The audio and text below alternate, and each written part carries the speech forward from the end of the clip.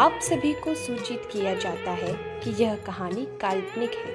कृपया इसे वास्तविकता से न जोड़ें। ये सिर्फ मनोरंजन की दृष्टि से लिखी हुई कहानी है। इस कहानी का मुख्य कारण केवल हमारे चहेते सितारों के प्रति समर्पण को दर्शाना है। कहानी में लिखे गए किसी भी दृश्य को वास्तविकता से जोड़ने का पाप न करें। कहानी का आनंद लें।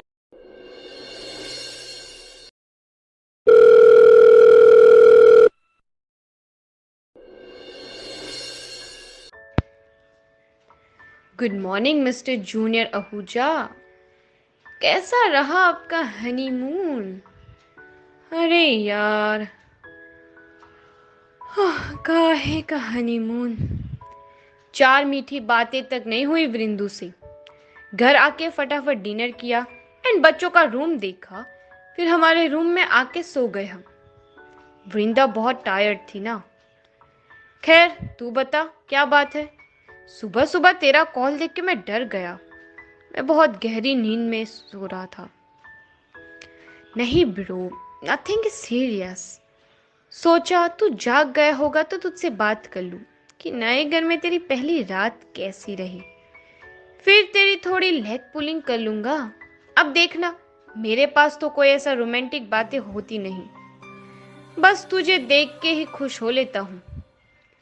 चिंता क्यों करता है यार, तेरे लाइफ में भी वो पल लौट के जरूर आएंगे। तूने सुना है ना कि किसी चीज को शिद्दत से चाहो तो पूरी कायनात हमें उससे मिलाने की कोशिश में लग जाती है। देखना, बहुत जल्दी ही भगवान तुझे तेरी रेवती एंड तेरी बेटी तुझे वापस देंगे। डैडी कह रहे थे उन्होंने एंड हर्ष अंकल ने प्रार्थना की है हर तीर्थ में तेरे लिए। इनफैक्ट डैडी कल ही कह रहे थे कि हम मुंबई आए हैं तो हमें सबसे पहले सिद्धि विनायक जी के दर्शन करने चाहिए।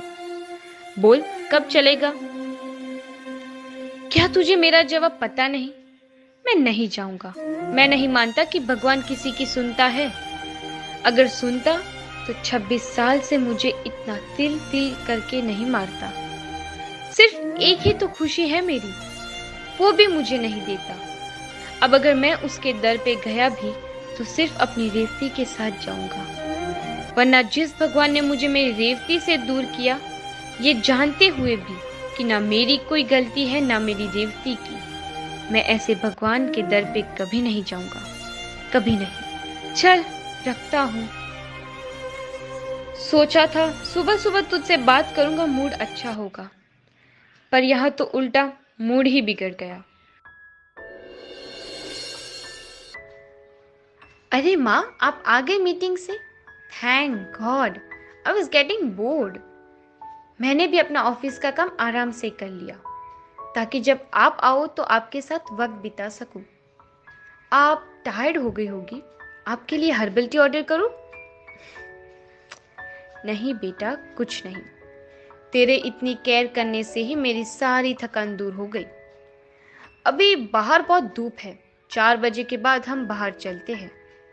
हाँ माँ, जब आप कहो। शिवू, तुझसे एक बात पूछूं?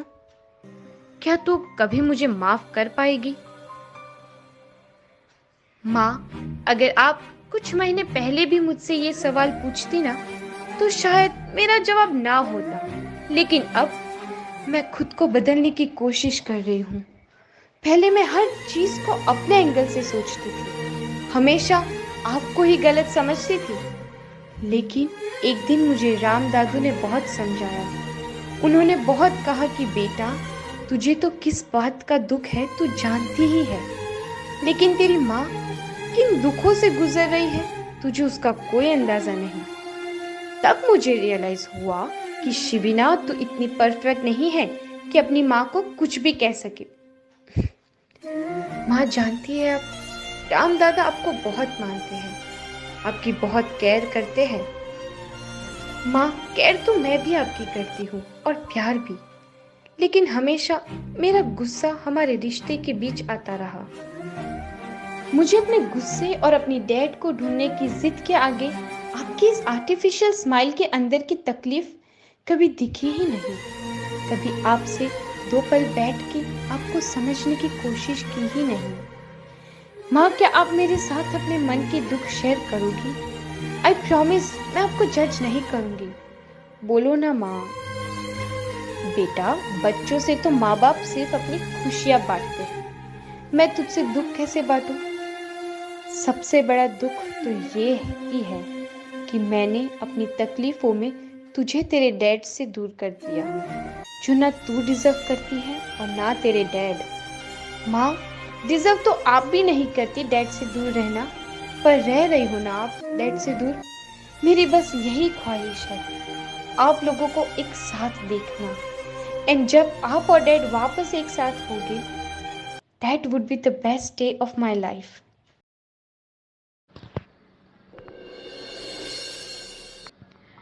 Veeru, wake up. देखो, मैं तुम्हारे लिए दोबारा चाय बना के ले आई। It's 10:30 AM। उठो। जॉगिंग भी नहीं गए? नहीं यार बीवी, सोने दो। कहाँ ही ऐसा टाइम मिलता है हमेशा, जब ना ऑफिस जाना हो ना और कोई काम हो। लेट मी स्लीप ना। फिर तो डैडी 2-3 दिन बाद न्यू ऑफिस दिखाने को लेके जाएंगे। फिर तो भागा दौड़ी स्टार्ट हो जाएगी। एंड किसके लिए उठूं? आपको तो मेरे लिए टाइम भी नहीं होता। टाइम कहाँ से होगा वीरू? इस घर में कितना बड़ा मंदिर है, राम दरबार, तो उसको ठीक से व्यवस्थित करना है। हमारा लगेज खाली करके सब अच्छे से अलमारी में लगाना है। एंड मैं तो ये चाहती हूँ, जब पापा जी फ्री हो तो हम एक छोटी सी गृह प्रवेश की पूजा कर सके। And you know what mister husband, इस हिसाब से तो आपको रमन की हेल्प भी करनी चाहिए। सब अनरैप एंड अनपैक करने में वो अकेले कैसे करेगा सब?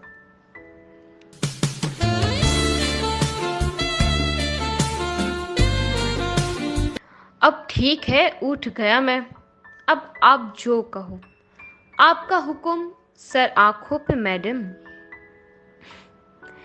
आपकी यही सब सोच को देख के मैं कहता हूँ, I have the best wife in the world. आपको इस घर की ही नहीं बल्कि हर्ष अंकल के घर को भी सेटअप करने की भी चिंता है।